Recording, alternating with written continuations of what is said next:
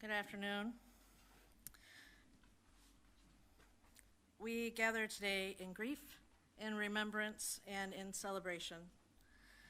We grieve the loss of Betty Gutmann's presence in our day-to-day lives. Alongside that, we carry the grief of other losses, loved ones, and friends, as these occasions remind us of so many others that we miss. We grieve for folks we didn't get the chance to see one more time or say goodbye to in these last 15 months when we were kept apart from one another.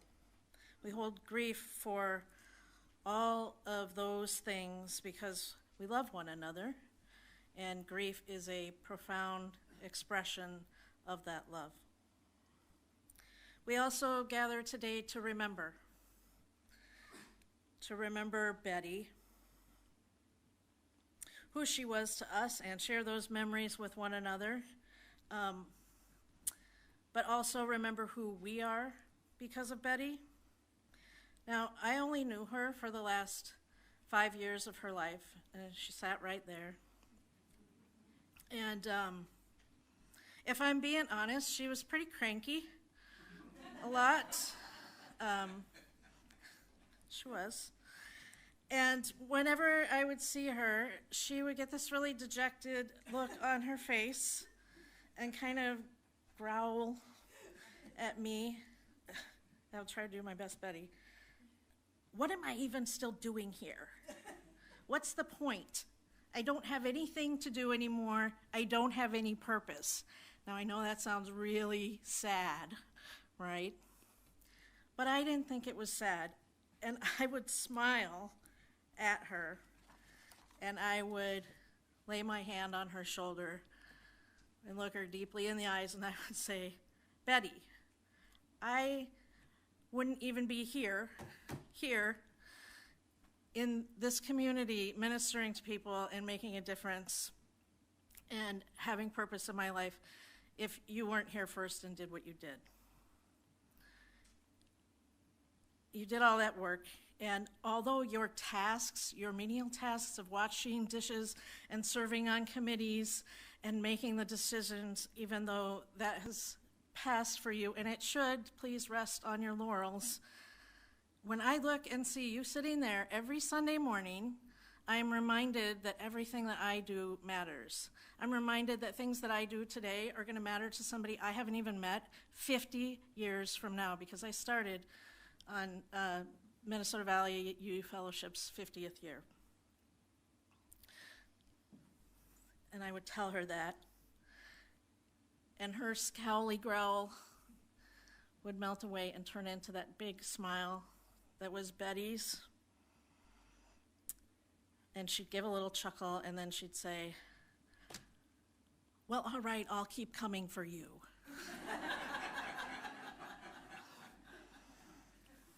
And that meant everything to me, to have her here. That's who she was to me, was somebody to remind me that everything that I do matters, even to people I don't know and haven't met yet. And so we come together to remember Betty, who she was, and to remember her invitation to us all to be our best selves, because she invited us to that. We also come together to celebrate. We celebrate the life and legacy of her, Betty Gutmann, mother, grandmother, wife, friend, mentor, and founding member of this congregation in 1966. Betty was literally everything to this community. She was known for saying that she had held every position here outside of singing in the choir, which I'm guessing we should thank her for. She was a founding member, yes, but she also served on so many committees. She served as board chair. She was director of religious education. She hammered in nails. She painted walls. She washed I don't know how many dishes, but I'm assuming it's in the thousands. She reached out to newcomers, some of whom are sitting here now after years of being here. And she made long-lasting friendships. She built this fellowship into what it is today. And she wasn't just a founder as I found out earlier this week. She was also a finder. It was Betty who found this building and let the board know about it. So we wouldn't even be in this physical space, let alone this congregational community, if it weren't for her. We're literally here because of Betty, and it is not lost on me that we gather here today for the first time in 15 months to honor her. Because those of you who are guests may not know, but this is the first time that we've been together. So, for Betty, we come together to celebrate her life, to celebrate her legacy, to celebrate with deep gratitude and joy the sheer fact that we are indeed gathered here today. Our big hearts are open, and they make space for all of it, for grief, for memories, for celebration, for tears, for laughter, in the name of our founding mother, Betty Gutmann.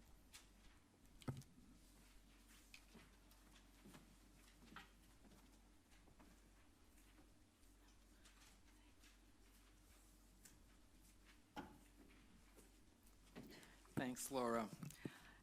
Good afternoon, everyone. I'm Ruth. I'm Betty's eldest. I'm here today with my brothers David and Michael, my sister Rebecca, Betty's daughter-in-law Sandy, who is like another sister to us all. Betty's had 8 grandchildren, and 3 of them are here today: Danny, Marla, Maggie, and Danny's wife, Melly, who's just a wonderful addition to our family. Joining us on YouTube or in spirit are Katie, Janine, Amin, and Sharif. And Betty was just so proud of all of her grandchildren. I want to echo what Laura said, which is that we're here to remember and celebrate Betty's life. And we thank you for being here, both in person or if you are joining us on YouTube. We really appreciate your being here to help us remember and celebrate. But in addition to being here today, we also want to thank you for all the years of friendship and caring that you bestowed on Betty. It's as Laura said, Betty did a lot for the fellowship, but she received a lot in return as well. And we want to thank you for all the years of that friendship and caring.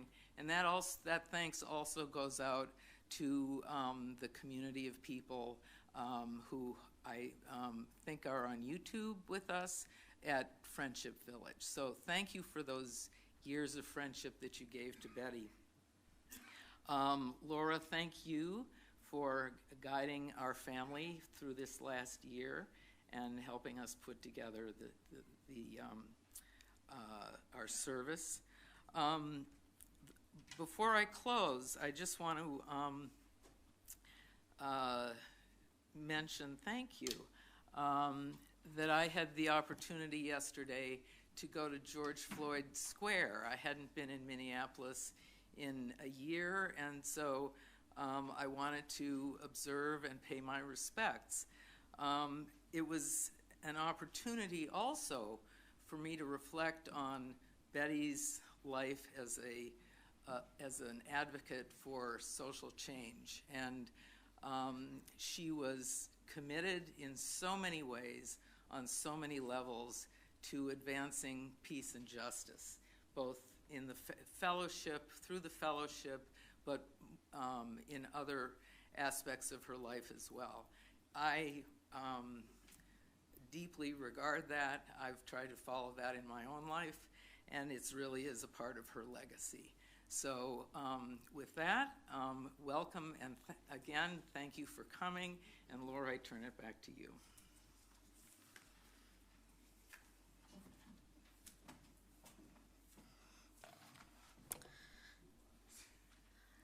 The other thing that Betty usually reminded me of every single time that I saw her was that she was born and raised a Unitarian and then became a Unitarian Universalist during the merger. Every time I saw her, you know, I was born a Unitarian. I know. Every time. Sometimes 2 or 3 times in those later months and years. As is our tradition in Unitarian Universalism, we light a chalice every time we gather. So I invite Danny and Melissa to come up here and light our chalice for us this afternoon. And in your order of service, you'll find some words that I invite you all to say along with me as they light the chalice for our gathering. Though each of us carries forth in this world a small flame, we know that the ability of that light to brighten the world depends on the many others who learn to walk with it in their hearts. We light this chalice today to honor the light that Betty Gutmann brought into the world. Thank you.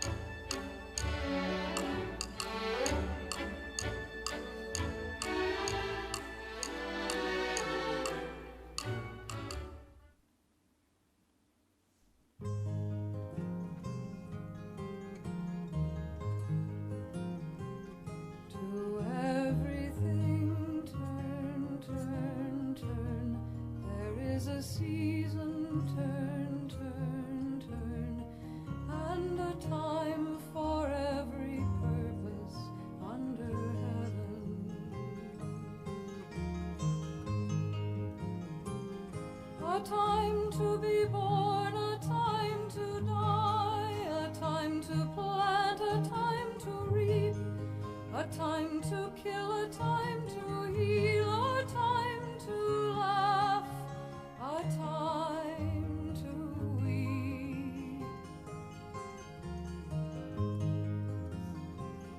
To everything turn, turn, turn. There is a season, turn, turn, turn, and a time to every purpose under heaven.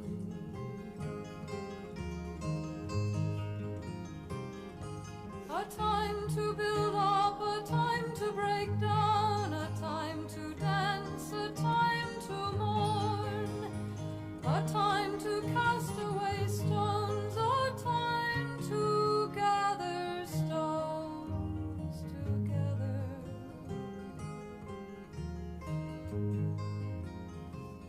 To everything turn, turn, turn.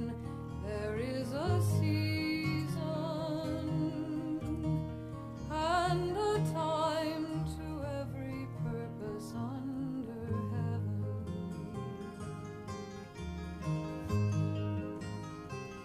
A time of love, a time of hate, a time of war, a time of peace, a time you may embrace, a time to refrain from embracing.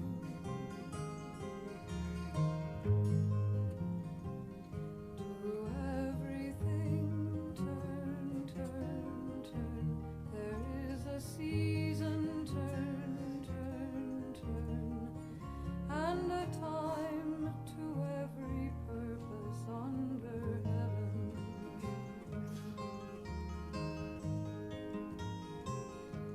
A time to gain, a time to lose, a time to rend, a time to sow, a time to love, a time to hate, a time of peace. I swear it's not too late.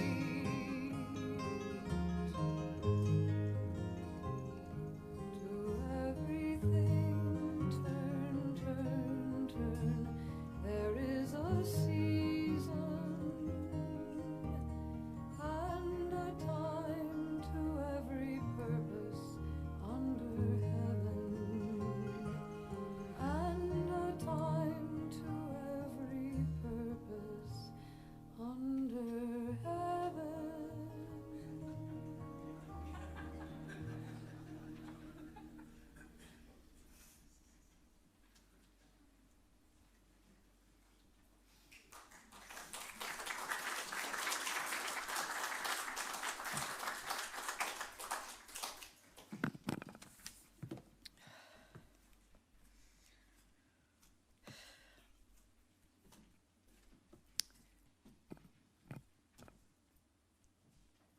I have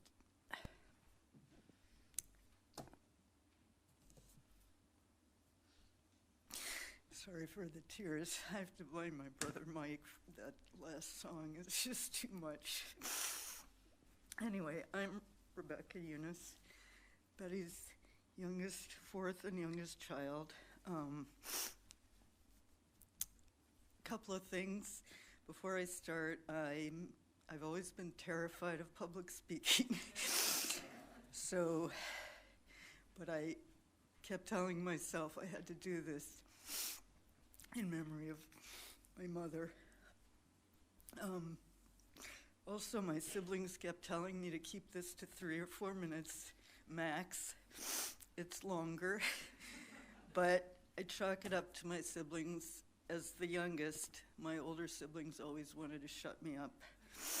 But I did insist on going first this time, for once.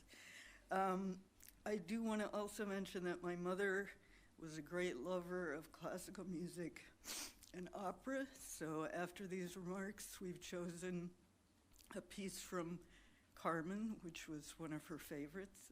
It's everybody's favorite, I guess. So anyway, my mom came from a long line of hardy, stiff, upper lip New Englanders, dating back to the Mayflower. She lived through the Depression, a year-long case of tuberculosis in childhood, a difficult family life, and World War II. This genealogy and these experiences shaped her into the woman I knew as my mother, a woman of determination, independence, stoicism, duty, and service. She was a woman of action, not contemplation. She looked outward rather than inward. She was dedicated to making her community and the world a better place, not in getting in touch with her feelings and being good to herself, which preoccupies so many of us today. Everyone here, I think, is familiar with how these traits translated into a remarkable series of achievements in the public realm. Her service in the waves during the war, her decades of active engagement in organizations like the League of Women Voters and the PTA, her late life career as an administrator at the VA hospital, where she was known as a model of efficiency and organization, her dedicated service on many Friendship Village committees, where she spearheaded an expansion of the employee scholarship program and got more private rooms added to the new healthcare facility. And just to repeat Laura, her crowning achievement was the co-founding of this fellowship and the leadership she provided in building this congregation and moving it out of school basements into this beautiful building. But I want to tell you of a perspective you don't have by sharing some of what this meant to me as my mother's daughter, the gifts she gave me, and the lessons I learned from her. My parents' generation had a very different notion of parenthood than I did when I was raising my own kids. Being a parent then meant less about kissing, hugging, and coddling than it did about the daily toil it required to provide healthy meals, clothing, a warm house, and an education. Raising 4 kids with little domestic involvement from my father meant my mother didn't have time to sit me on her lap and read aloud to me every day. But she filled our house with books through which we could learn to read and explore the world. She didn't have time to play games with me or to teach me the alphabet. But when I would wander into the kitchen with a book over and over and over again every day to ask, what does this word mean? She would turn patiently from the stove or the sink to explain it to me. She didn't have time to track and check our homework, but she firmly set down the unspoken expectation that we would work hard at school and understand the value of a good education. So while I may have cuddled my kids more, read to them more, gotten down on the floor to do puzzles and play Monopoly with them, and driven them to endless music lessons and sports practices, I couldn't have given them more love through the unspeaking duties of daily life than she did. Since her youth, my mother had been intent on a career, which was unusual for a woman in those days. From a working-class home, she worked her way through school to become the first college graduate in her family. But due to the social pressures of the time, she gave up her dream of a PhD in entomology, had children, and devoted herself to becoming a full-time homemaker. Every day that she spent cooking, cleaning, and doing laundry was a sacrifice of her personal goals to provide a good life for us. And when it came time for me to go to college, she moved herself and my father to a smaller house to ensure that they could pay for my tuition, so I didn't have to divide my time between study and work the way she did. She later told me that it had been her goal for me to get a PhD before I got old enough to be interested in boys. But it didn't work out that way, and I never did get the PhD. So a couple of memories from my childhood. In the 6th grade, I was working on a major report, and as a matter of fact, it was on the history of Unitarian Universalism. And the report had gotten so large that I lost control of it. The night before it was due, it became clear I was not going to get the 60-some pages copied into neat cursive in time for school the next day. So in the midst of my meltdown, my mother came out of the kitchen, got out her typewriter, and began typing up the report. As it happened, it didn't get done that night. She finished it the next day, and I was proud to turn in the only typewritten report in the class. The next year, she moved the family to a smaller home because Ruth and David were grown and out of the house. I didn't want to move, and as usual, when I didn't want to do something, I was sulking. To pacify me, she promised me the black and white bedroom that I had insisted on. She bought me black and white shag carpeting and painted all my furniture black and white according to my exacting specifications.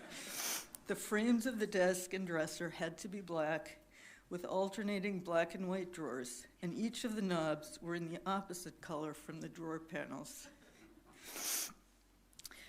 Much later in life, she planned and prepared single-handedly and meticulously because she didn't want my father and herself to be a burden on us in their old age. She moved them into Friendship Village and dealt with his cognitive decline over several years, largely on her own, because we were spread out on the east and west coasts.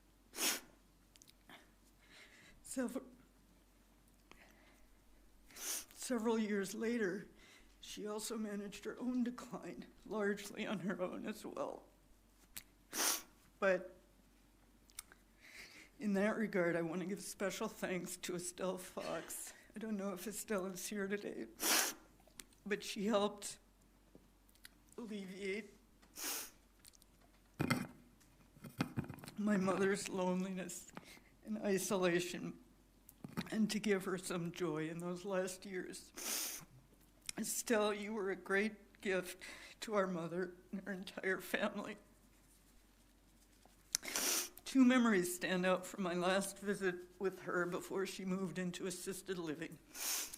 She was still the chairman of the healthcare committee at 98, and she was anxious about the agenda for an upcoming meeting.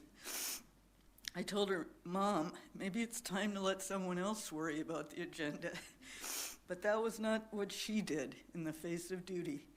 She prepared the agenda and led the meeting the next day. During that visit also, I hadn't been feeling well and was resting on the couch one afternoon. She got up from her chair, came over,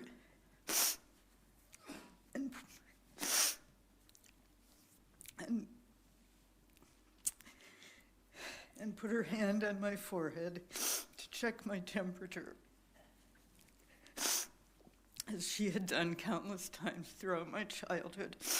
Though I was 60 and she was 98, she still had that instinct to care for me the way a mother does for a child. My own kids have told me that one of the things they appreciate most about their upbringing was that we instilled in them a love of learning and the life of the mind. These are gifts that came in part to me directly from my mother, and that will resonate down through the generations to come. Yet one more way that my mother helped to make the world a better place. Thanks.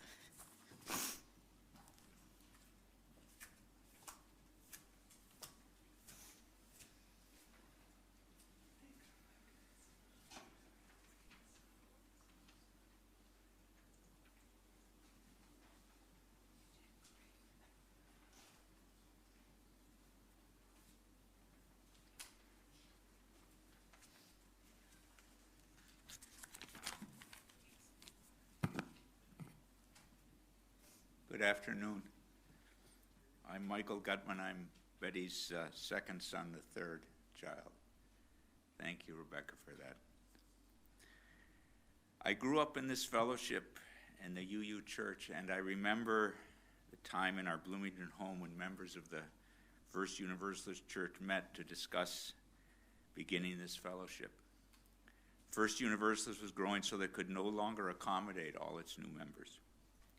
I want to thank the fellowship for making this service possible. My mom loved the fellowship. I'm grateful that we can come together here to remember my mom, Betty Gutmann. I never attended a memorial service for my grandparents, and so I'm so thankful that both my children, Danny and Marla, and Danny's wife, Melly, are here today. And of course, I wouldn't be here without Sandy. I love you all, and your presence is just so important to me. In the weeks leading up to today's service, I've been filled with so many emotions, and I've struggled as to how to best put in words my feelings and memory of my mom. Losing her has been much more difficult than I'd imagined. I'm enormously grateful for all my mom's efforts, the care she gave us, and the endless work done raising us. My father was also an incredibly hard worker, but in the 50s and 60s, the job of raising a family fell on my mom's shoulders. And we did not have grandparents living in Minneapolis who could help. She did so much for us, selflessly, not always quietly, but always. My mother was a tough, principled, and selfless woman. The sentiment of, God help you if your bed isn't made in the morning, runs through me.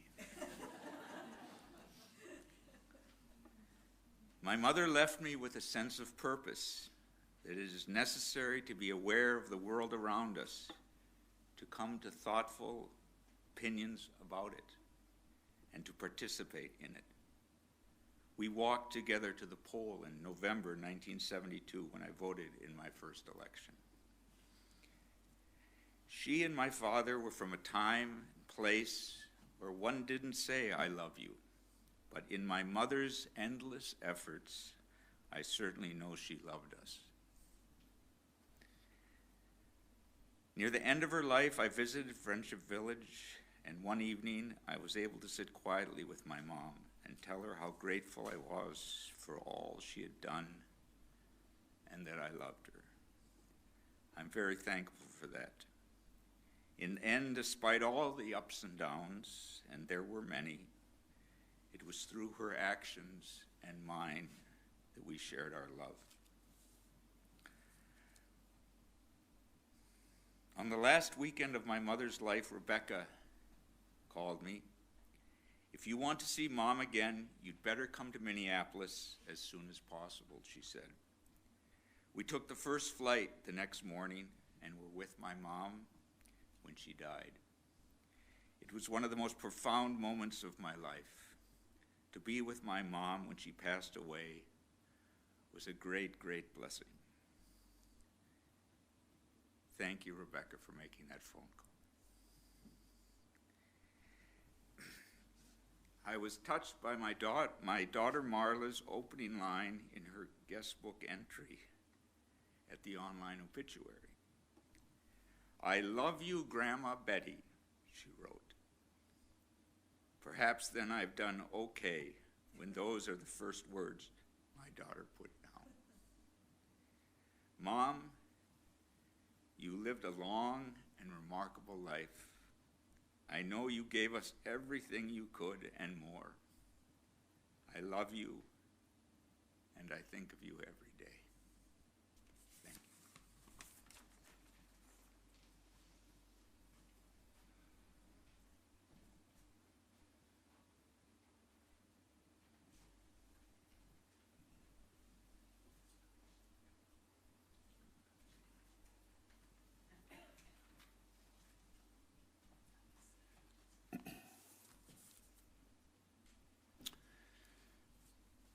I'm David Gutmann. I'm Betty's eldest son.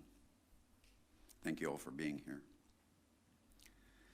Besides her family, This fellowship is probably the single biggest thing in my mom's life. All of you, Laura, this building are her legacy. Along with her 4 children and 8 grandchildren, you are what lives on beyond her. I don't remember her ever calling it anything but the fellowship. If I said, "Are you going to church today?" she'd answer, "You mean the fellowship?" She never referred to it as church. She didn't call it the Minnesota Valley Unitarian Universalist Fellowship. Say that fast 3 times. And not MVUUF. She always called it the fellowship. Calling it that was important. More than the name, for her, I think, the idea of like-minded people forming a community was what mattered. Many of you knew my mom, had a relationship with her. And you've seen just now in the video how some of the rest of the world knew her and the relationship she had with them. But I just knew her as my mom, so that's all I can tell you about. When she was planning the fellowship with the other co-founders, which included my dad, back in the mid-1960s, I didn't know what she was up to. I did attend Sunday school for a while, but stopped going around 8th grade, the age when I felt I didn't have to do what my parents told me to do anymore. My memories of my mom include the fellowship. Unfortunately, there are a lot of other memories too. At the beginning of the Glass Menagerie, Tennessee Williams established the play's tone when he wrote, "The scene is memory and is therefore non-realistic. Memory takes a lot of poetic license. It omits some details. Others are exaggerated according to the emotional value of the articles it touches. For memory is seated predominantly in the heart." I certainly don't have a perfect memory, so there may be omissions and exaggerations, but I'll try to tell you what I do remember about my mom. I guess these are the things that touched my heart. When I was a kid, I used to come home from school and hang out in the TV room.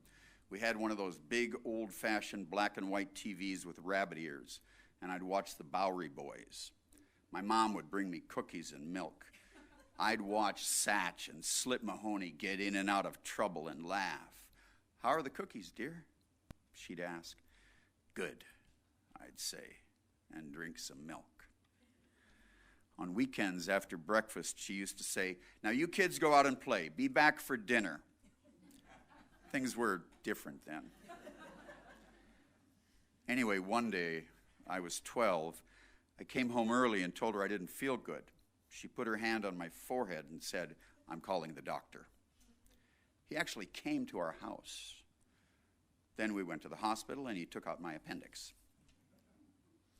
Whether it was helping us kids set up and run a backyard carnival for our neighborhood friends, rescuing us when we were trapped waist deep in snow drifts that kept us from delivering the morning newspaper, showing me how to pin on a prom corsage, or repeatedly forgiving me for denting the fender on the family car, repeatedly.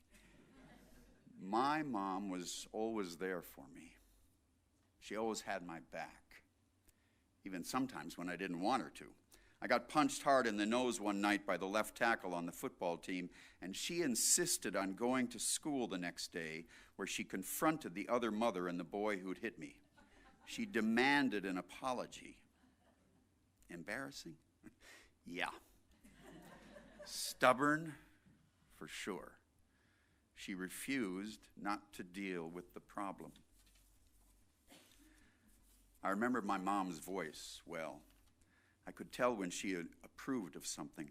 I worked construction after high school, and she hired the crew to build a set of steps of railroad ties and concrete leading around the back of the house. We were cleaning up at the end of the day, and my mom comes out and looks over the finished job and says to my boss, "Very nice." I sensed she was subtly telling me of the value she placed on hard work. My mom showed her approval in other ways, too. One time I was in a play at Theater in the Round near the U. After the applause, the cast went downstairs to get out of costume. I was sitting in a chair, and I turned to look, and there she was, racing pell-mell down the stairs. Her running like that told me how she felt. Often my mom's touch had meaning. 23 years ago, when Maggie was 6 months old, my wife at the time, Tama, and Maggie and I were visiting my parents for Christmas. I had Maggie on my lap, feeding her, just looking at her, and my mom comes over and claps her hand on my shoulder and says, "Looks like you're hooked." Another time we were having dinner at a restaurant in Ithaca. We struck up a conversation with the people at the next table. One of them asked what I did. My mom patted me on my knee and in this very proud voice said, "David's a high school principal." You know, most of the time she didn't call me David. She called me dear. "How are you, dear? What would you like for dinner, dear?" But if there was something she wasn't happy about, she'd let me know. Then I was David. No more dear. Just with her tone of voice. "Oh, David." And I knew I'd let her down. In 2019, when my mom was 99, I phoned and told her I was sick.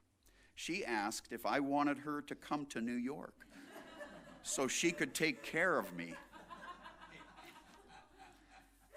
My mom never stopped being a parent.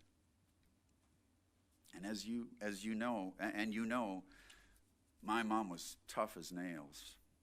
The following year, May of 2020, she'd just recently turned 100. I went to Friendship Village to visit her. She'd caught COVID and somehow survived. Friendship Village was locked down, and I could only go to her window and talk to her on my cell phone. The first day I got there, I asked her, "How you doing, Mom?" And you know what she said? In this dry, hoarse voice, she said, "Well, things have been a little rough." A little rough. Since I told you a story about Maggie, I have to tell you one about my other daughter, Katie. This was just a month later in June of 2020. Katie and I drove from New York to Colorado, where Katie was going to work on a trail crew in the mountains. On the way, we stopped at Friendship Village, which was shut tight. Katie and I stood outside a big window, and my mom was inside in a wheelchair with an aide. We were talking on cell phones. At one point, my mom says, "Who's that standing next to you?" My mom hadn't seen Katie in years, and she was all grown up. I said, "That's my daughter, Katie." Then Katie says, in the sweetest voice, "Hi, Grandma." Hearing that, my mom nodded and smiled and said, "Oh."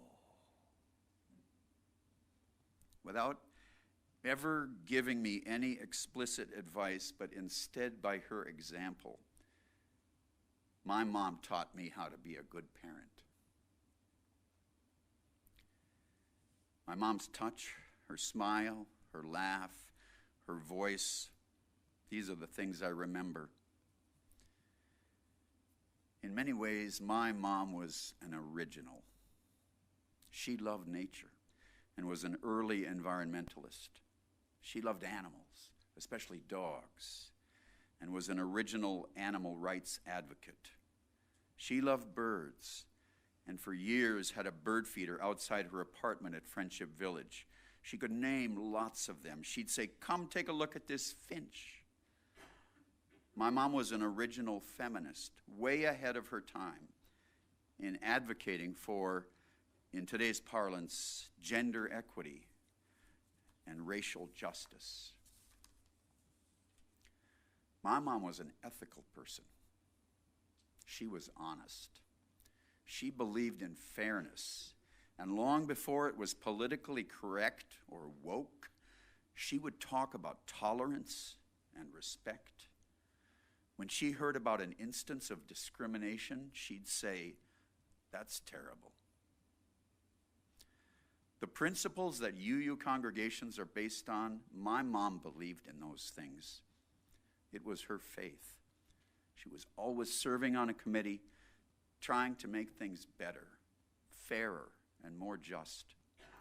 At Friendship Village, where she spent the last 20 years of her life, they had a program which subsidized the tuition of nurses who wanted to further their education. My mom convinced the administration to expand the program to include all employees, so anyone working as a server or a security guard could do likewise. Because of you, and this place, and you, and you, and you, the memory of my mom lives on. I just want to thank you all for not believing in the same things my mom didn't believe in. Did I say that right? You know what I mean. I miss you, Mom. I miss spending time with you. I miss putting my arm around your shoulders and giving you a kiss on the cheek. I miss hearing you laugh at my dumb jokes. Not a day goes by that I don't think of you. I miss seeing you at the entrance of Friendship Village, waiting for me to arrive for a visit, seeing the smile that would light up your face when you first caught sight of me, hearing you say, "How are you, dear?" Memories of my mom, the memories that touched my heart.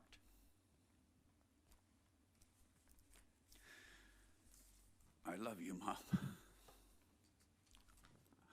I love you.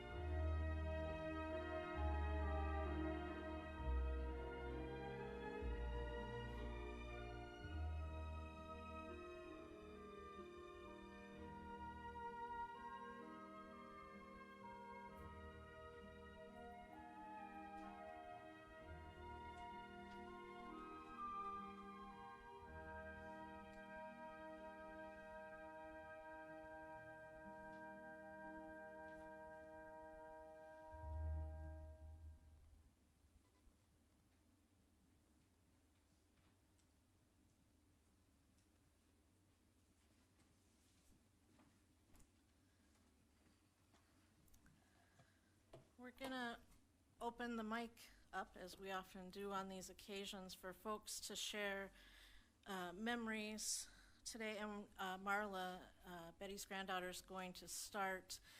I'm just gonna give a quick instruction. So long as if you're taller than me, which most of you are, you just tilt this up a little bit towards you, and it'll work fine. If there's anybody, I'll ask again after Marla speaks, that can't make it up here, who wants to say something. Richard, do we have wirelesses available? Yeah. I'll ask again after Marla's done, and again, kind of midway between folks speaking, and you could just raise your hand, and I'll bring a mic to you. But if you can make it up here, we'd prefer that, because the folks on YouTube, hello folks on YouTube, can see you better if you're up here. And I'm also going to ask, maybe this could be a little queuing area right here, so if you know you're going to come up, if you could sit in one of these chairs up here, that way we kind of know who's still waiting to speak.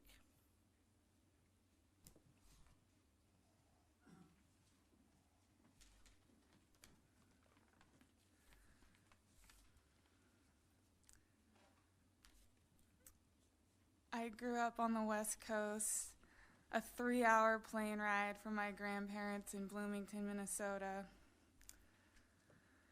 We visited their townhome in the summers, playing in the pool all day.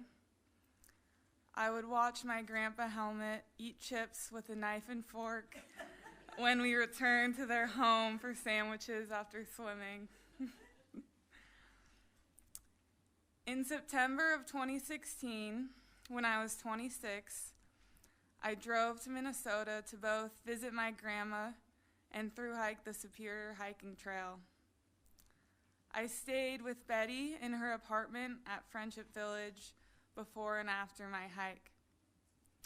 We had a lot of time to talk and enjoy each other's company, just the two of us. We both studied at Boston University for our undergraduate degrees, graduating 70 years apart. We talked of many things and reminisced about our time in Boston. My grandma walked the same streets as I did. We discussed what had changed and what remains the same. She was brilliant, driven, and so accomplished. I often think of my grandmother and all the women like her who came before me, who sacrificed so much and worked so hard so that I am able to make my own choices and have self-determination over my own life. I cherish the time I spent with my grandmother that September. She was an amazing individual. I love and miss you, Grandma.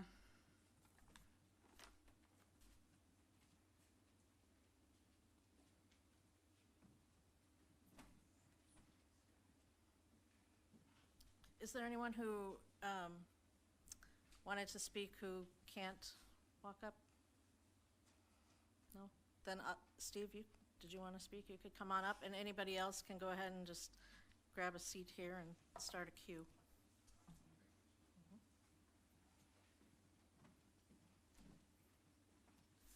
Hi, I'm Steve Danko, a member of the Fellowship.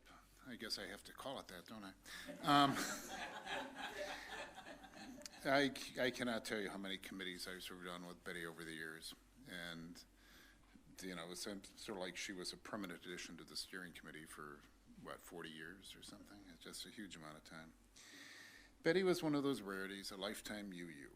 She was devoted to Minnesota Valley, one of our charter members, as everyone knows. She was key to our success and stability. There are so many things you can say about Betty. She was there when we had 25 members, and there when we had 200. She was a member and leader for 53 years.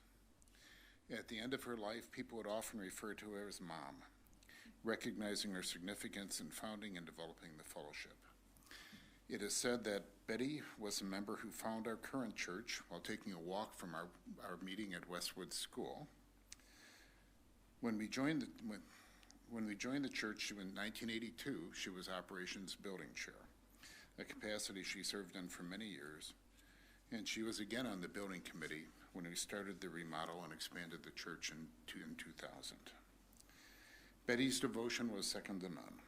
She was one of a rare group of women and men who were key to founding, nurturing, and growing our fellowship. When we joined in 1982, I remember being enveloped by Betty Llewellyn Newstrom, Jane Parrish, Barbara Gutmann, Ellie Morton, and a number of others that made us have to join. I remember the personal caring and perspective of value that guides my actions and taught me how to live a life even today from what I learned from those people. I am sad by how much we have lost to illness and to time. Thank you, Betty. Thank you for your guidance, care, and teaching over time. Thank you for being there for us.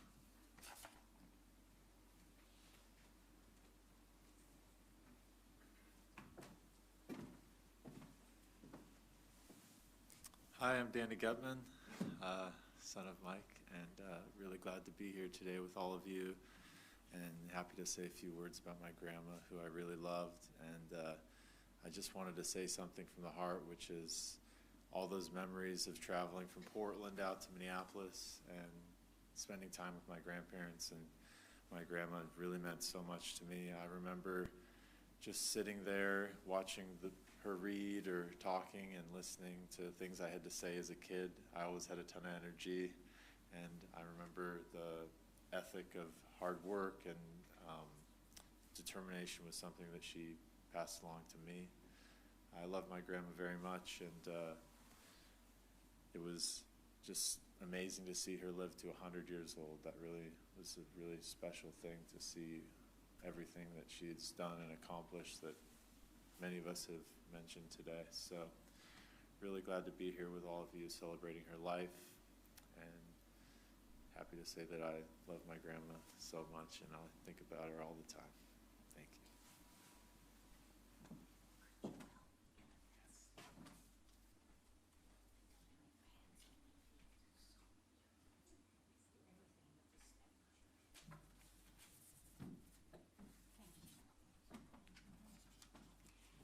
It used to be 2 steps, now it's 1. That's improving.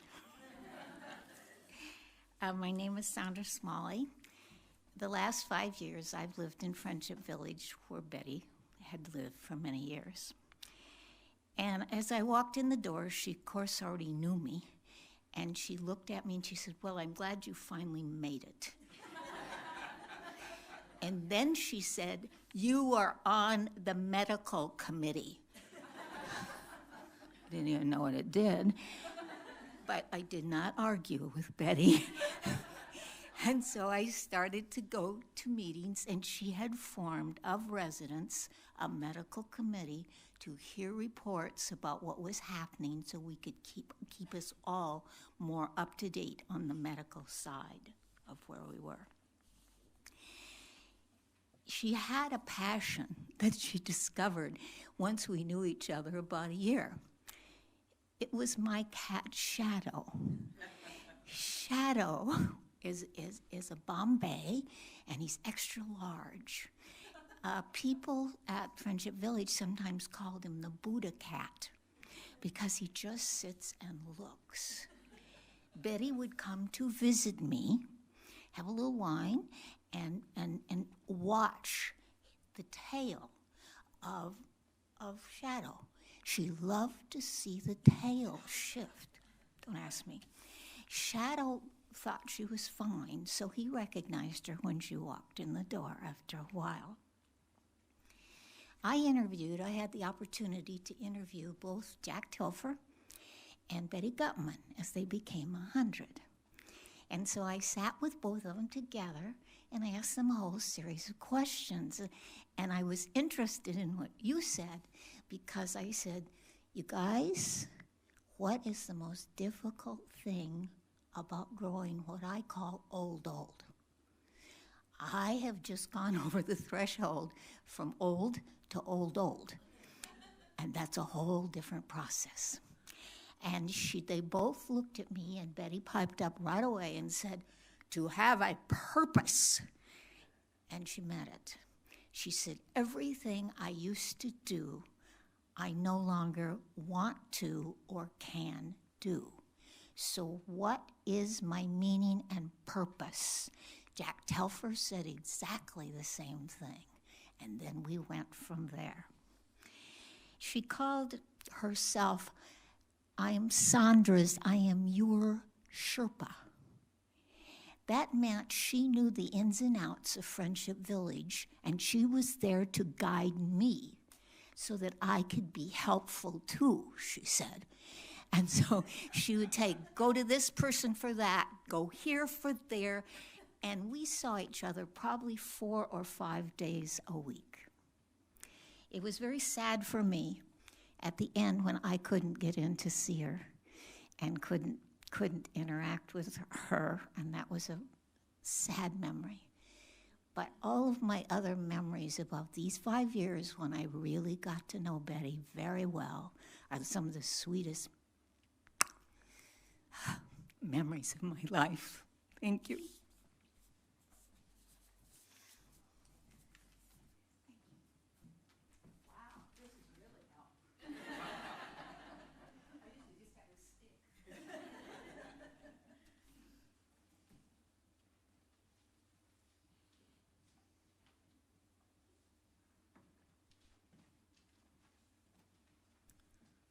Is there anyone else who wanted to share today? Of course, we've got the reception for more intimate sharing.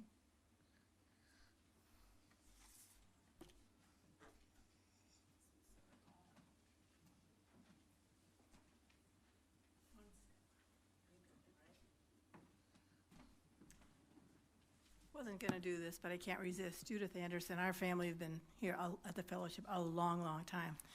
And when I was getting ready to leave today, my daughter called, my youngest child, who was 50. And I told her where I was going, and she remembered Betty.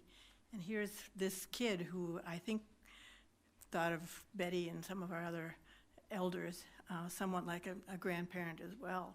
And what she remembered most was you didn't do anything wrong. You had to perform well. But just a couple of quick things about Betty. Obviously, we knew her a long, long time. But after she was at Friendship Village, Ken and I would often give her rides. And she was very quick to tell Ken exactly how to fold up the walker and exactly how to put it into the car and what time we would be there. And she was always very, very prompt. And one of the other things that I remember vividly was taking Betty and Jane Stain to Bob and Sonia's 50th anniversary party at their home. I don't know how many years ago. And my job, besides being transport, was to make sure that Jane and Betty had enough white wine. I was sent on wine runs. And then the other thing I just think some of you will vividly remember is our many annual meetings, which could be very stifling and stiff. And it was always Betty who read every single word of every single document that was shared at that meeting. So to the very end, she was alert and aware and so absolutely committed to the best thing for this fellowship and its community. Never lost that touch. So.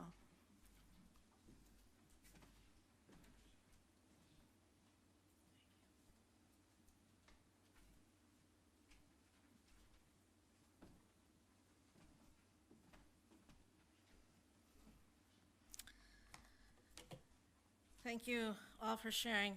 I want to apologize. It's warm in here. It says it's 77, and one of our other members died, and I don't know how to operate the thermostat without him. So those of you that are here know who I'm talking about. So nobody knows how to get the AC going in here like George. So it's cooler the rest of the building, I promise. I want to invite up now Margaret, who's got a reading for us.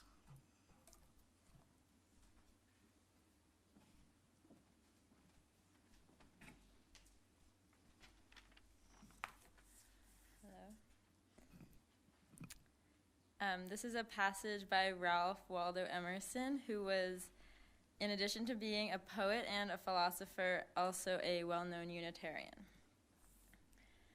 Miracles have ceased. Have they indeed? When? They had not ceased this afternoon when I walked into the wood and got into bright, miraculous sunshine, in shelter from the roaring wind. Who sees a pine cone, or the turpentine exuding from the tree, or a leaf fall from its bough, as if it said, "The year is finished," or hears in the quiet, piney glen the chickadee chirping his cheerful note, or walks along the lofty, promontory-like ridges which, like natural causeways, traverse the morass, or gazes upward at the rushing clouds, or downward at a moss or a stone, and says to himself, "Miracles have ceased." Thank you.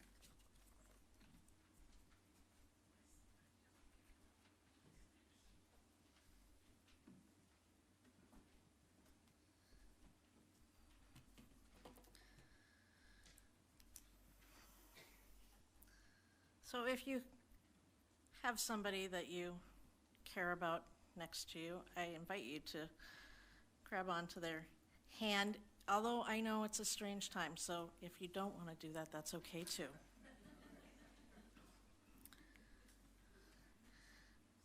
Betty was a lot about things of the mind, and I'm of things of the spirit, which is a totally different thing that I'm not exactly sure how it works, but I think it works better if you're holding hands. So that much I hold on to.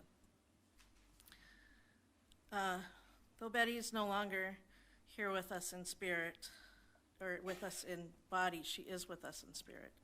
And that's where she remains. Her spirit will be dancing in our minds and laughing in our hearts as we go forward. And I just want you, as we make space, even though it's a year later, to let go of her physically in this world, to open your hearts and know what you're holding on to of her. These are some of the parts that remain with us for always.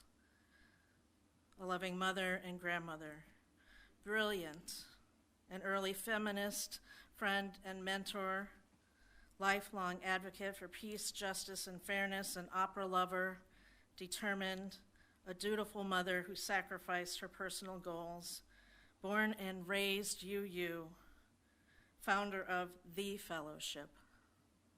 The Fellowship. Tough and principled, she loved the world through her actions.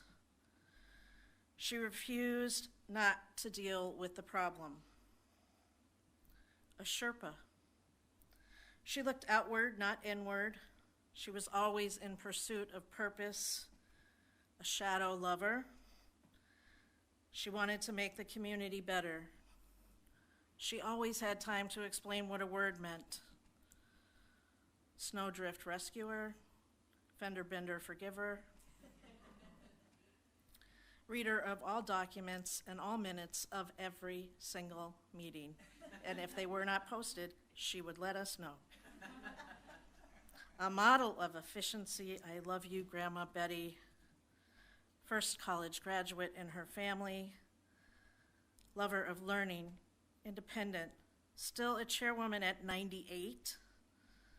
God help you if your bed is not made. Hearty, stiff, upper-lipped New Englander, promiser of black and white bedrooms, never stopped being a parent, COVID survivor at 99. She did so much for all of us, and we are what lives on beyond her.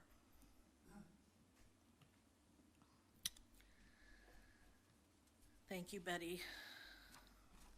I want to see if a few members of the choir might come up and lead us in our closing hymn, which is Morning Has Broken. And what number is that, Sonia? In this book, it's 38. 38 for choir members who might come up here to lead us in that. Thank you very much. And for the rest of you, you can use your books, or I think Richard's probably got them going to be up on the wall. No, they're not on the wall. So you want to use your books. It's number 38 in the hymnal. course, it's a familiar song. You might know it.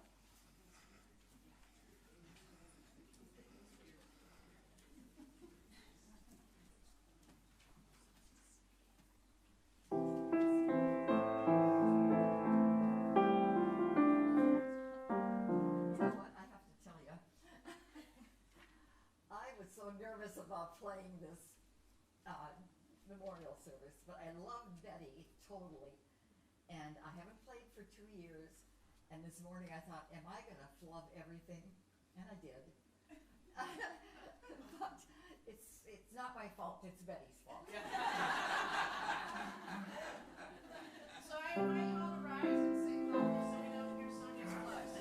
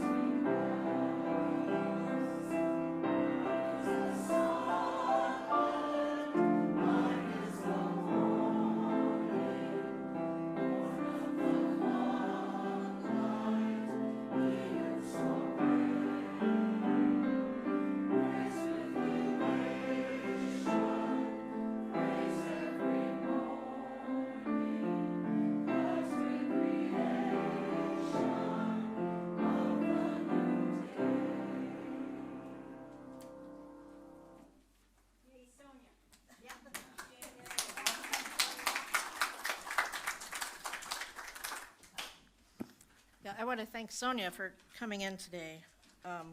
It means a lot. I insisted on it. It means a lot when you're here for these occasions, so thank you. Will you all please join me in the words for extinguishing our chalice today? They should be printed in your order of service. As we extinguish this chalice, may we continue to find the fire of Betty's spirit reflected in this world. May our hearts find warmth in the memory of her, and may we all shine on more brilliantly as her light now joins our own.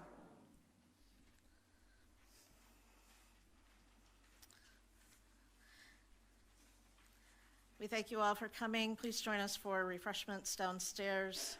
There's also an elevator if you need to use that. Thank you.